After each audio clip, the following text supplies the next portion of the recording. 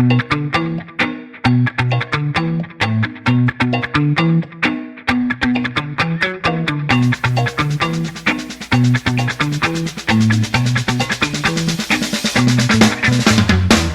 guys, andito na ngayon si Infinix Hot 30i, isa sa mga pinakamurang devices na nirelease ni Infinix this year.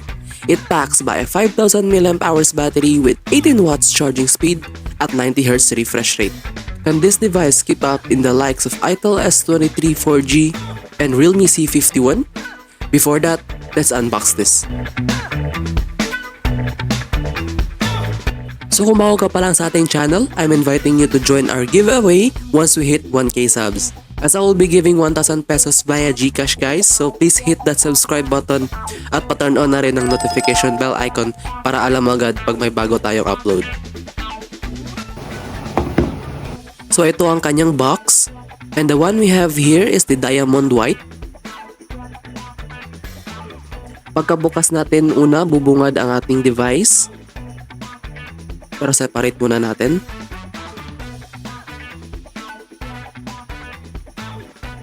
Nandyan si SIM ejector pin, manuals,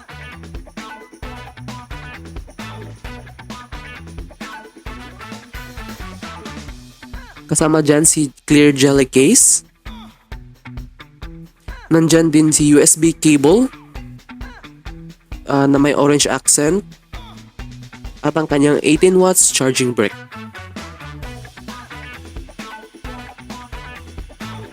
So ito na ating Infinix Hot 30i.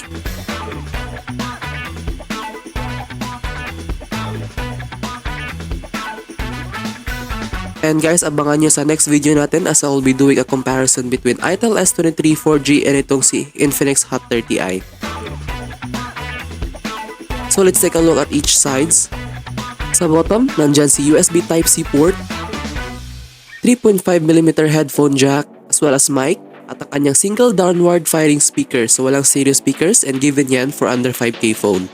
Sa right side naman, nandyan si power button / fingerprint scanner at si volume rocker.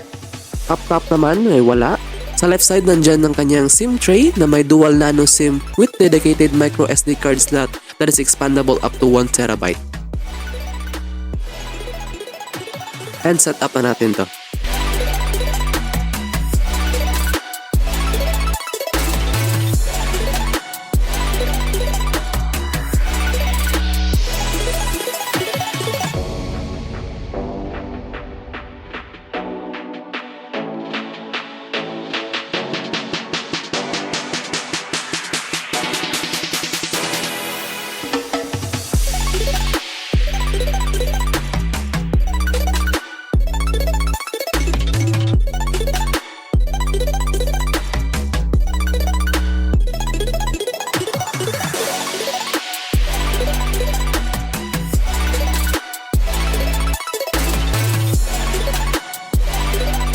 So let's talk about the design. It's very similar to other budget level devices. It has a diamond cut design and mas manotice mo yun once the light reflects sa back niya. And glossy finish rin naman pero it is a plastic back. It has a thickness of 8.4mm and weighs 191 grams. Flat yung sides but di naman masyadong boxy and okay na okay din ang grip dahil di naman slippery. Sa camera, it houses the 13MP main sensor and it is a single camera setup lang. Pero ano yung isa? They say it's an auxiliary lens raw pero wag na kayo pauto dyan dahil basura yan so it's still useless. And also you will see the LED flash. Sa selfie cam naman ay naka 8MP with LED flash din. So ito yung sample shots niya.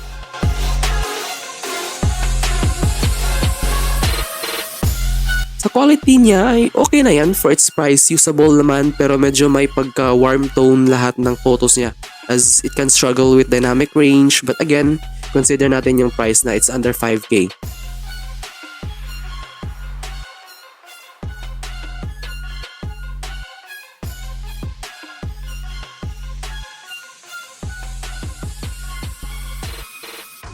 Now moving on to the display. It has a 6.6-inch IPS LCD panel with HD+ resolution along with the 90Hz refresh rate. Okay naman ang display quality niya guys. Pasado na yan sa kanyang price. 90Hz looks fine, very responsive overall. Colors are fine as well as long as pa YouTube ka lang naman or like social media consumption ay wala ka namang magiging issue sa display. Overall, decent na decent for its price kahit pa naka 720p lang.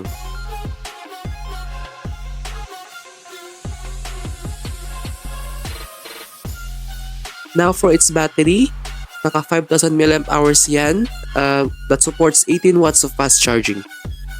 The speed ng charging okay na rin. It took me about 2 hours and 7 minutes from 0 to 100. So again, slow charging speed might be an issue for you but again, you have to consider the price ng device na to.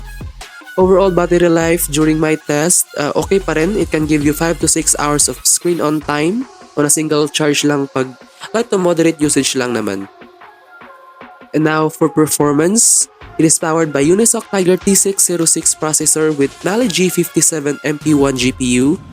Sa kanyang Antutu naman, pretty decent ang kanyang score but not the highest score compared to Itel S23 4G na may same chipset. But real world performance will depend na lang sa kung sino ang gumagamit guys. So if basic task lang naman like mapa social media or you're playing Mobile Legends tsaka pa YouTube and it's pretty decent and can easily carry the task well. Sa gaming, okay na okay din yan. So Mobile Legends, naka ultra graphics tayo dyan.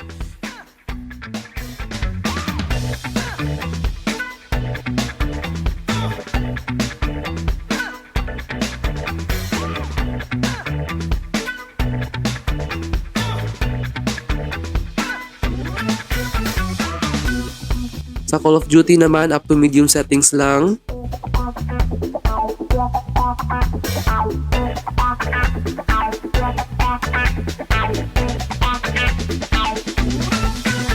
Sa Genshin Impact, it can run smoothly at lowest but playable naman pag naka-low lang but I will not recommend pag settings mo other than lowest. So para mas ma-enjoy mo naman, so just keep the settings to lowest. Sa UI, ito ay naka XOS 10 based on Android 12. And like I said before, di ko talaga type ang OS ni Infinix bukod sa bloatwares ay yung lack of support. But nonetheless, para sa presyong under 5K naman, baka mas bet nyo pa yung Realme C51 with better UI than XOS. So final verdict ng device na to, very nice ang display along with the 90Hz refresh rate, pati na din sa decent performance and battery life. But long-term software support might be a deal breaker for you guys, so pati na rin sa camera di ko talaga nagustuhan pero still considering yung price ng device na to. But I've seen other devices within the same price range produces better quality photos. So, sa presyong 4,499 para sa kanyang 4GB of RAM and 128GB of storage, you can get a decent device that offers all-around feature and it is hard to pass on. Is this device better than Itel S23 4G? Let me know down in the comments below if you are looking forward sa comparison natin between Itel S23 4G and Infinix Hot 30i. So once again, this has been Gino and see you on our next review. Bye-bye!